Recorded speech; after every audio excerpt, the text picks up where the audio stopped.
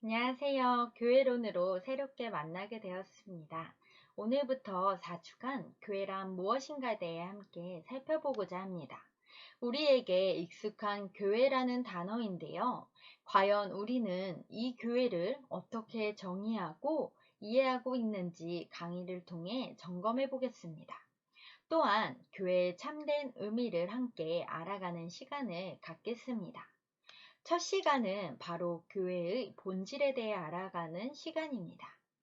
본질이라 함은 그것이 가지고 있는 원래의 모습을 규정하는 것인데요. 교회란 원래 무엇인지, 건물이 교회가 아니라 무엇을 교회라고 말하는지 함께 살펴보겠습니다. 사도행전 2장 37절에서 41절을 먼저 보겠습니다. 나눠드린 핸드아웃을 보시면서 함께 읽어보시기 바랍니다. 그들이 이 말을 듣고 마음에 찔려 베드로와 다른 사도들에게 물어 이르되 형제들아 우리가 어찌할꼬 하거늘 베드로가 이르되 너희가 회개하여 각각 예수 그리스도의 이름으로 세례를 받고 죄사함을 받으라 그리하면 성령의 선물을 받으리니 이 약속은 너희와 너희 자녀와 모든 먼데 사람 곧 주 우리 하나님이 얼마든지 부르시는 자들에게 하신 것이라 하고 또 여러 말로 확증하며 권하여 이르되 너희가 이 패역한 세대에서 구원을 받으라 하니 그 말을 받은 사람들은 세례를 받음에 이날에 신도의 수가 3천이나 더하더라. 본문은 오순절 성령 강림을 배경으로 베드로가 이스라엘 사람들을 향해 설교하는 내용입니다. 여기서 교회의 본질이 무엇인지 알 수 있는 내용이 나오는데요. 바로 39절입니다. 39절에서는 하나님이 부르신 자들이라는 표현이 나옵니다. 첫 번째, 교회의 본질은 하나님께서 부른 사람들의 모임입니다. 핸드아웃을 보시면서 괄호 안을 함께 채워보시기 바랍니다. 보편적 관점에서의 교회관을 함께 살펴보겠습니다. 우리가 잘 아는 대로 루터를 비롯한 종교개혁자들의 교회관은 일반적으로 부름받은 사람들의 모임이라는 명제를 갖고 있습니다. 즉, 그리스도를 믿어 성화되고 머리 대신 그리스도께 연합된 자들의 모임이 교회라는 것입니다. 개혁주의 신학자 벌코프는 교회에 대해 다음과 같이 정의했습니다. 교회란 하나님의 성령의 부르심을 받은 선택된 자들의 무리, 유효하게 부르심을 받은 자들의 몸, 또는 더 일반적으로 말해서 신자들의 공동체이다 라고 정의했습니다. 여기서 볼 때에 하나님의 부르심을 받은 자들을 강조하는 것을 알 수 있습니다. 사도행전 2장 21절과 9장 14절 제가 한번 읽어보겠습니다. 누구든지 주의 이름을 부르는 자는 구원을 받으리라 하였느니라. 여기서도 주의 이름을 부르는 모든 사람을 결박할 권한을 대제사장들에게서 받았나이다 하거늘. 그 아래 빈칸에 이렇게 적어보시길 바랍니다. 주의 이름을 부르는 부름받은 자들의 모임. 사도행전의 말씀들에서 그리스도인들은 주의 이름을 부르는 자들로 호칭되는데 이를 근거로 다시 교회의 정의를 내려본다면 교회란 주의 이름을 부르는 부름받은 자들의 모임이라고 할 수 있습니다. 이어서 사도 바울도 고린도전서의 서두에서 다음과 같이 말하고 있습니다. 고린도전서 1장 1절에서 2절 말씀입니다. 하나님의 뜻을 따라 그리스도 예수의 사도로 부르심을 받은 바울과 형제 소스테네는 고린도에 있는 하나님의 교회 곧 그리스도 예수 안에서 거룩하여지고 성도라 부르심을 받은 자들과 또 각처에서 우리의 주 곧 그들과 우리의 주 대신 예수 그리스도의 이름을 부르는 모든 자들에게 라고 말하고 있습니다. 그 아래 빈칸에 이렇게 적어보시기 바랍니다. 부름받은 자들이 모여 주의 이름을 부르는 공동체. 부름받은 자들이 모여 주의 이름을 부르는 공동체. 바울은 하나님의 교회를 정의하면서 교회란 곧 부름받은 자들이 모여 주의 이름을 부르는 공동체임을 우리에게 알려주고 있습니다. 사도 베드로는 베드로전서 2장 9절 10절에서 다음과 같이 말하고 있습니다. 그러나 너희는 택하신 족속이요 왕같은 제사장들이요 거룩한 나라요 그의 소유가 된 백성이니 이는 너희를 어두운 데서 불러내어 그의 기이한 빛에 들어가게 하시니의 아름다운 덕을 선포하게 하려 하심이라. 너희가 전에는 백성이 아니더니 이제는 하나님의 백성이요 전에는 긍휼을 얻지 못하였더니 이제는 긍휼을 얻은 자니라 라고 말합니다. 그 아래 하나님의 백성이라고 적어보시기 바랍니다. 베드로는 이전에 하나님의 백성이 아닌 사람들이 하나님의 은혜로 그분의 백성이 되었다고 말하고 있습니다. 교회란 하나님의 백성입니다. 하나님의 백성 그 자체가 교회인 것입니다. 하나님의 백성은 그분의 소유요, 아끼는 대상이며 교회는 하나님께 속한 것으로 따라서 정의할 수 있습니다. 우리는 이제 교회를 무엇이라고 정의해야 할까요? 우리는 교회라고 하면 건물을 가리키거나 건물이 먼저 떠오릅니다.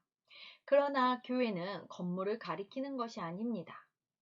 바울이 고린도 교회에 편지할 때 교회 건물이 한 채도 없었는데도 바울은 고린도에 있는 하나님의 교회라고 말합니다. 이제 우리는 교회를 바르게 정의해야 합니다. 교회란 건물이 아닌 하나님의 백성이자 주를 고백하는 구원받은 자들의 모임입니다.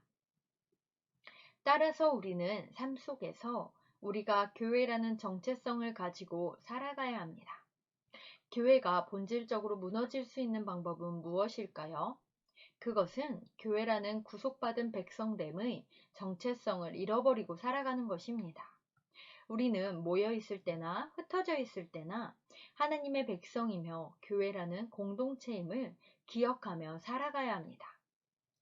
질문을 함께 보겠습니다. 사도행전 2장에는 베드로의 설교를 듣고 회개하며 새로운 공동체에 들어온 많은 사람들의 이야기가 나옵니다. 새로운 공동체에 들어온 사람들을 가리켜 베드로는 무엇이라고 말하고 있습니까? 이 약속은 너희와 너희 자녀와 모든 먼 사람 곧 주 우리 하나님이 얼마든지 부르시는 자들에게 하신 것이라 하고, 우리는 하나님께서 부르신 자들입니다. 여기서 우리가 한 가지 생각해 볼 것이 있는데요. 그것은 하나님께서 우리를 부르실 때 어떤 기준이나 조건에 맞춰서 부르신 것이 아니라는 것입니다. 이것은 곧 하나님의 교회에는 차별이 없음을 말해줍니다. 하나님께서는 민족이나 성이나 신분의 차이를 뛰어넘어 모든 사람을 부르셨습니다. 사도 바울도 로마서에서 구원은 모든 믿는 사람이 받는 것이라고 했습니다. 로마서 3장에서는 유대인이나 헬라인이나 할례자나 무할례자나 차별이 없다라고 말하고 있습니다. 따라서 우리는 우리가 부름받은 자로서 믿음의 공동체가 된 것이 우리의 조건이 뛰어나거나 우리가 잘나서가 아니라 전적인 하나님의 은혜임을 고백해야 합니다. 우리는 교회란 하나님이 부르신 사람들로 구성되었고 예수 그리스도가 세우신 주께서 부른 사람들의 모임이라는 것을 살펴보았습니다. 두 번째로 교회의 또 하나의 본질적인 특징인 공동체성에 대해 함께 알아보겠습니다. 교회는 부름받은 사람들이 모여서 공동체를 구성하고 예수 그리스도의 복음 안에서 세례를 받고 성찬에 참여하며 성령의 은사로 새로운 삶을 사는 거듭난 거룩한 무리들의 모임입니다. 거기에 거듭난 거룩한 무리들의 모임이라고 적어보시기 바랍니다. 이들은 모여서 창조주 하나님을 예배하고 서로 친교하는 사랑의 공동체를 이룹니다. 즉 하나님을 아바 아버지라 부르고 형제자매 간의 사랑의 교제를 나누며 흩어져서 주의 복음을 전하며 사람들을 구원하고 주님의 뜻을 이 땅 위에서 실현해 가는 사명을 가진 거듭난 공동체입니다. 거듭난 공동체로서 교회는 어떤 모습으로 존재해야 할까요? 말씀을 통해 함께 확인해 보겠습니다. 질문 첫 번째입니다. 예루살렘의 처음 교회 모습은 어떠했습니까? 그들이 사도의 가르침을 받아 서로 교제하고 떡을 떼며 오로지 기도하기를 힘쓰니라. 날마다 마음을 같이하여 성전에 모이기를 힘쓰고 집에서 떡을 떼며 기쁨과 순전한 마음으로 음식을 먹고 라고 표현하고 있습니다. 질문 두 번째, 교회의 공동체적인 성격을 잘 드러내고 있는 본문은 고린도전서 12장입니다. 고린도전서 12장에서 교회 공동체적인 성격을 무엇이라고 말하고 있는지 함께 읽어보겠습니다. 몸은 하나인데 많은 지체가 있고 오직 하나님이 몸을 고르게 하여 부족한 지체에게 귀중함을 더하사 너희는 그리스도의 몸이요 지체의 각 부분이라 라고 말하고 있습니다. 질문 세 번째입니다. 혈통의 차이를 뛰어넘어 모든 사람이 예수 그리스도 안에서 하나 되었음을 선언하는 에베소서의 말씀을 기록해 보시기 바랍니다. 그는 우리의 화평이신지라 둘로 하나를 만드사 원수된 것 곧 중간에 막힌 담을 자기 육체로 허시고 또 십자가로 이 둘을 한 몸으로 하나님과 화목하게 하려 하심이라 라고 말하고 있습니다. 구원받은 하나님의 백성이 교회이지만 혼자서 교회로서 존재할 수 있을까요? 홀로 있을 때도 우리는 교회로 존재하지만 교회의 온전한 모습을 갖출 수는 없을 것입니다. 왜냐하면 하나님께서는 그리스도를 통해 우리를 한 몸 되게 하셨고 우리를 몸의 각 부분으로 삼으셨기 때문입니다. 또한 사도행전의 말씀과 같이 우리를 유기체적인 존재로서 서로 교제하고 사랑하고 모이기를 힘써야 한다라고 말하고 있기 때문입니다. 우리가 공동체로 존재할 때 비로소 온전한 교회의 모습을 갖춰갈 수 있을 것입니다. 세 번째는 하나님 나라의 모형으로서의 교회입니다. 교회가 하나님 나라의 모형이란 의미가 교회와 하나님 나라가 동일하다는 의미는 아닙니다. 교회가 하나님 나라는 아닙니다. 단지 교회는 예수 그리스도께서 선포하셨던 그 하나님 나라를 선포하고 닮아가고 이루어가는 공동체입니다. 예수 그리스도는 하나님 나라를 선포하셨지만 그 자신이 하나님 나라의 실제이셨습니다. 우리는 예수 그리스도 안에서 하나님 나라의 실체를 보게 됩니다. 그리고 예수 그리스도께 하나님 나라의 통치권이 있음을 알게 됩니다. 우리는 그의 이름을 부름으로 구원을 얻습니다. 교회는 하나님 나라의 현실, 곧 그리스도의 통치를 선언하고 전파해야 할 공동체로서 하나님 나라를 닮아가야 합니다. 그러나 교회가 그 하나님 나라의 참모습을 보여주지 못한다면 그 선포는 공허한 외침이 되고 말 것입니다. 때문에 교회는 하나님 나라의 참모습이 무엇인지를 보여주어야 할 책임이 있습니다. 이런 의미에서 교회는 하나님 나라의 모형이 되어야 하는 것입니다. 하나님 나라를 닮아가는 교회의 모습은 어떠해야 할까요? 말씀을 통해 확인해 보겠습니다. 질문 첫 번째입니다. 누가복음에서 예수 그리스도의 첫 설교에 나타난 하나님 나라와 모습은 어떠합니까? 주의 성령이 내게 임하셨으니 이는 가난한 자에게 복음을 전하게 하시려고 내게 기름을 부으시고 나를 보내사 포로된 자에게 자유를 눈먼 자에게 다시 보게 함을 전파하며 눌린 자를 자유롭게 하고 주의 은혜를 전파하게 하려 하심이라 하였더라. 질문 두 번째입니다. 하나님 나라의 한 모형으로 예루살렘의 처음 교회의 모습을 기술해 보십시오. 믿는 무리가 한 마음과 한 뜻이 되어 모든 물건을 서로 통용하고 사도들이 큰 권능으로 주 예수의 부활을 증언하니 그 중에 가난한 사람이 없으니 이는 밭과 집 있는 자는 팔아 급한 것의 값을 가져다가 사도들의 발 앞에 두매 그들이 각 사람의 필요를 따라 나누어 줌이라 라고 말하고 있습니다. 여기서 보여주는 하나님 나라를 이루어가는 교회의 모습은 이웃을 사랑하고 섬기며 하나님을 사랑하고 복음을 증거하는 교회의 모습입니다. 우리 교회도 이러한 모습을 닮아가야 할 줄 믿습니다.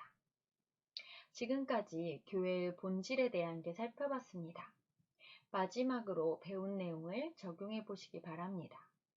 적용하기 첫 번째 질문입니다. 우리 교회를 하나 되게 하는데 방해가 되는 요소는 무엇이라고 생각하십니까? 아래 적어보시기 바랍니다. 질문 두 번째. 교회란 부름받은 하나님의 백성이라고 우리가 배웠는데 당신은 부름받은 사람이라는 분명한 확신이 있습니까? 질문 세 번째. 우리는 예수 그리스도께서 선포하신 하나님 나라의 모습을 통해 교회가 감당해야 할 사명을 발견해낼 수 있습니다. 현대사회 속에서 하나님 나라를 지향하는 교회의 모습은 어떠해야 하며 우리 각자가 해야 할 일은 무엇인지 한 가지씩 적어보시기 바랍니다. 다음 시간에는 교회의 명칭과 정의를 함께 살펴보도록 하겠습니다. 들어주셔서 감사합니다.